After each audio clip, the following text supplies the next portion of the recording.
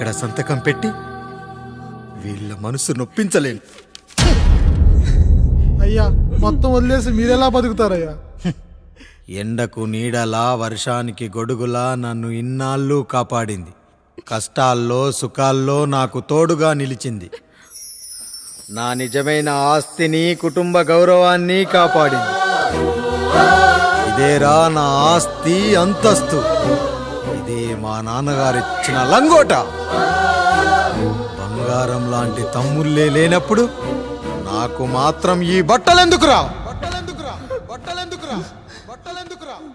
వెతికిన దొరకదే రూపం, అరి పిలిచిన పలకదే ప్రాణం.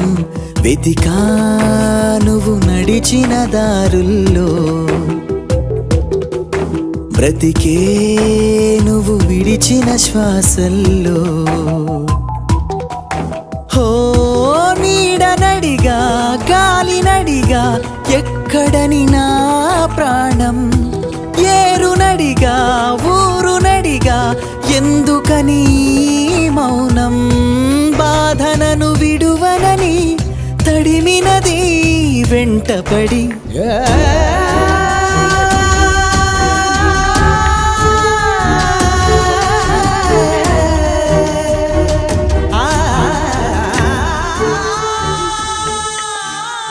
ఏవండి, పప్పులో మీ చెమట పడుతుందండి. ఇడ్లీలో 2 చెంచాల ఉప్పు తగ్గించు లక్ష్మి. ఎలాగో మనం పేదోళ్ళమే కదా, కనీసం ఉప్పు ఖర్చైనా తగ్గుతుందనుకో.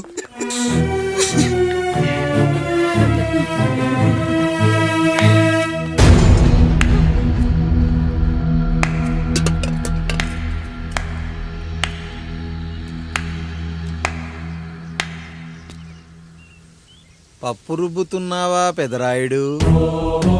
ఎవడికైనా చేసిన పాపం పండుతుంది అంటారు. నీకు మాత్రం అదిగో అలా పిండయింది. అరే రే రే రే రే, చేతి నిండా భార్యలు, ఇంటి నిండా బంధువులు, బీరువా నిండా డబ్బులు, ఊరి నిండా జనాలు. ఏరి ఎక్కడ?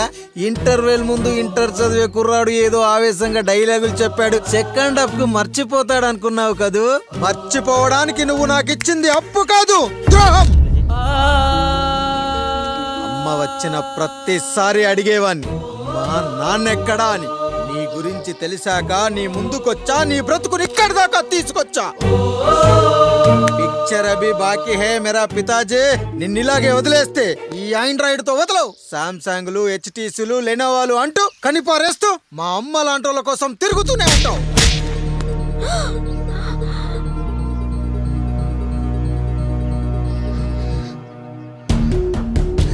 అమ్మా అమ్మా, ఛీ, నన్నలా పిలవకురా. ఎవరిని పట్టుకొని ఎన్ని మాటలు అంటున్నావురా? రాయికి వరమిచ్చిన రాముడు దేవుడైతే, ద్రౌపదికి చీరిచిన కృష్ణుడు దేవుడైతే, నాకు బిడ్డనిచ్చిన ఆయన కూడా దేవుడేరా. ఏంటి ఇలానే వదిలేస్తే బిడ్డల్ని కంటూ వెళ్తాడా? అసలు ఆయన కంటూ సొంతంగా ఒక్క బిడ్డ కూడా లేడు.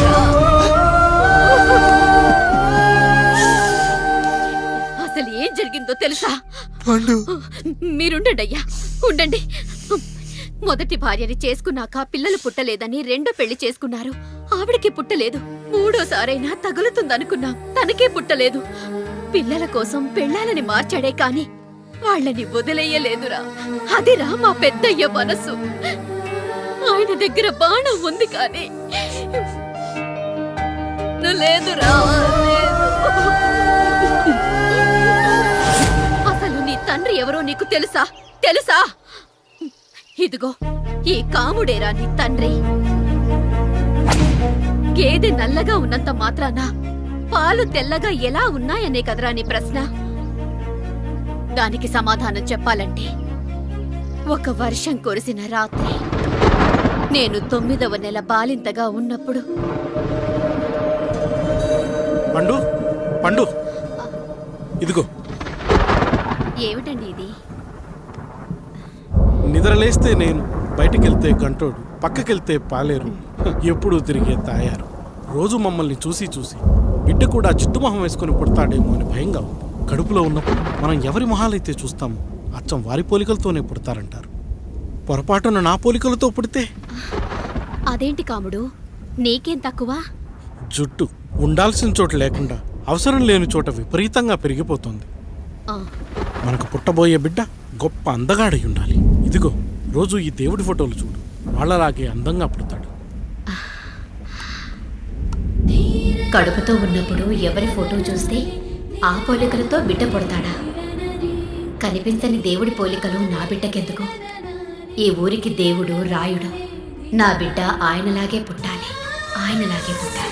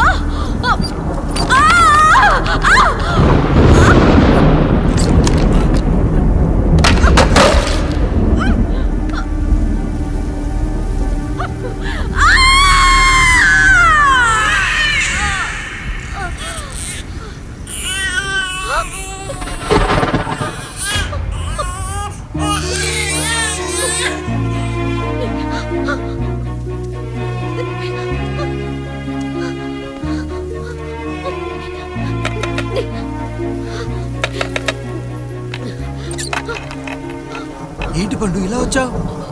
అయ్యా, తప్పు జరిగిపోయింది పెద్దయ్యా. ఏం జరిగింది? అసలే నువ్వు ఒట్టి మనిషి కూడా కాదు. ఒక్కసారి ఇటు చూడండి అయ్యా.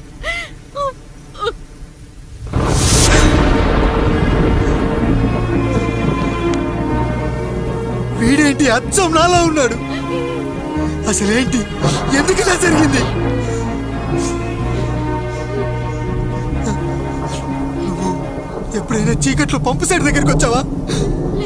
మరి అమలాపురంలో శివాలయం దగ్గర రత్నాలు నీకేమైనా అమ్మవుతుందా? లేదు. పిఠాపురంలో పద్మ, రామాపురంలో లక్ష్మి, కాకినాడలో సుజాత. అయ్యో దేవుడా, అయ్యా, అసలు ఇదంతా ఎలా జరిగింది పండు? అయ్యా, ఇదంతా కాముడి వల్లే అయ్యా, కాముడి వల్లే. కాముడా? కాముడి కుటుంబానికి నాకు ఏం గుర్తు రావట్లేదే. ఎన్నని గుర్తు పెట్టుకోగలను నేను మాత్రం. అయ్యా, అది కాదయ్యా.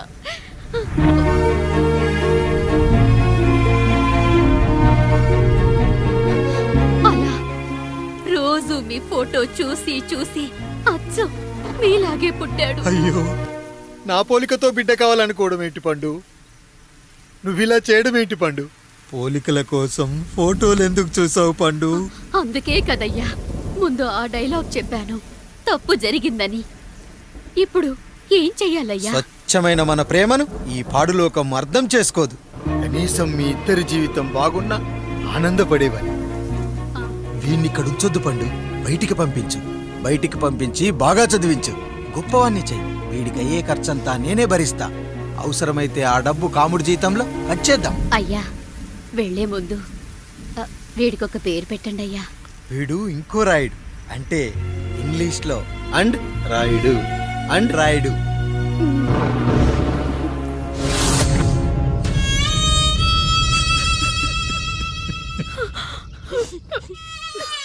ఇదిరా నీ కథ, నా గతం. నిన్ను చదివించడం కోసం ఆయన మీ నాన్న జీతంలోంచి నెలకి 3,000, 4,000 కోసేసిచ్చేవారు. అప్పుడు ఆయన పడిన బాధ పగవాడు కూడా పడకూడదు. చూసావారా, దేవుడు లాంటి పెద్దయ్యని అనవసరంగా అనుమానించి నువ్వు ఎంత పెద్ద తప్పు చేసావో అర్థమైందా? ఒకడు నిమ్మకాయ పెట్టి పసుపు వేసి ఉప్పు కలిపి పులిహోర చేయొచ్చు, కానీ ఆ పులిహోర ఎప్పటికీ దేవుడి ప్రసాదం. నువ్వు ఆ దేవుడి ప్రసాదం. ఇక ఆయనే మీ నాన్న. చూసావా అమ్మా, ఈ రోజు నుంచి నాకు 3 అమ్మలు, 2 నాన్నలు. నీకు మాత్రం ఒక్కడే భర్త, నాన్నకు మాత్రం ఒక్కటే భార్య. మా నాయనే. అయ్యా, బిడ్డను ఒక్కసారి ఎత్తుకొని తిప్పండి అయ్యా. బాబు, నాన్న, నాన్న.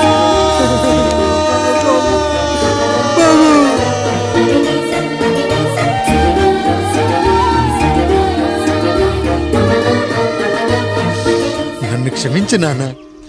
ఇప్పటికైనా నిజం అర్థం చేసుకున్నావు. అది నాకు చాలురా, చాలు.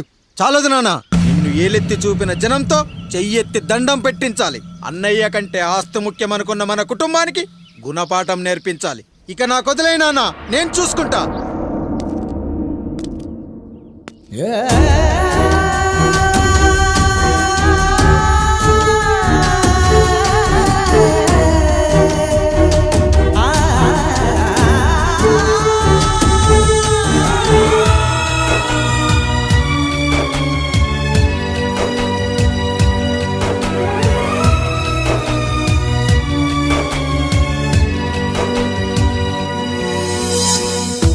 మనసుకే తగిలిన గాయం తుడిచేది ఇంకెవరు? మనిషిలో పెరిగిన ద్వేషం తొలచేది ఇంకెవరు? గుండెలో పగిలిందా కన్నీటి పర్వతమే, ఓదార్పు కరువయ్యే బంధాల సంద్రములో. జాలి లేదు, కరుణ లేదు ఈ స్వార్థ మనుషులలోన. గురుతులేవి, మనుగడేది ఈ మనిషి మంచితనాన. బాధనను విడువనని నవ్వినది వెంటపడి.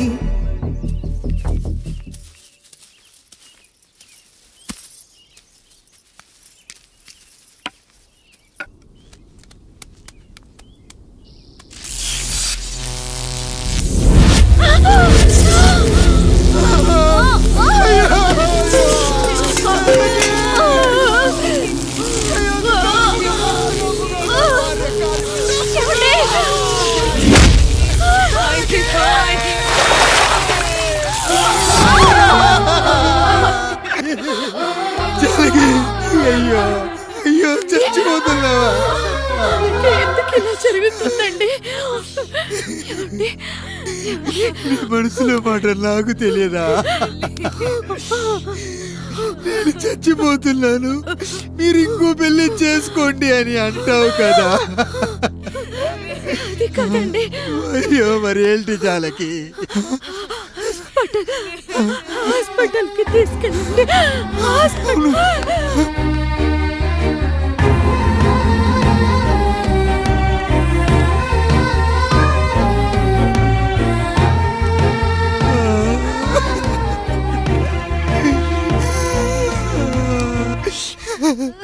జానకి,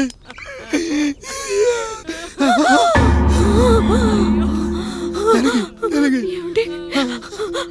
నేను వెళ్ళిపోతున్నాను. నా కోసం చివరిగా ఒక పాట పాడండి.